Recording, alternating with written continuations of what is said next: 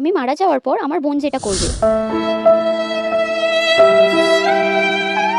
মেয়েটা তো খুব বদমাইশ ছিল, একদম বাচাল, কারোর কথা শুনতো না। এই, কি বলছো তোমরা? আমার দিদির নামে বাজে বাজে কথা বলছো?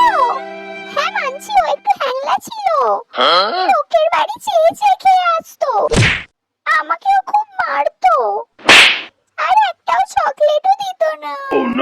আর নিজের একটা জামাও আমাকে ছুঁতে দিত না। তাতেও কি আমি বলেছি একবারও যে ও খারাপ ছিল? তোমরা কেন বলছো?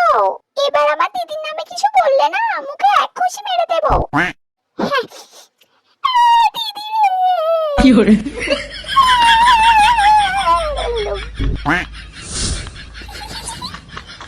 দিদির জামা, এই জামাটা আমি পরবো, আর এই জামাটা আজ থেকে আমি পরবো, আর এই জামাটা এটার জন্য তো আমাকে কামড়ে দিয়েছিল, এই জামাটা আজ থেকে আমিই পরবো।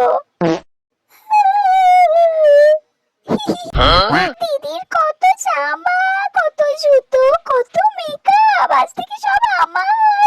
আমার তো ভেবেই খুব মজা লাগছে। এবার সব চকলেট আমি একাই খাবো। খুব না আমাকে ধরে মারতিস, নে বোঝ কেমন লাগে। দিদি রে।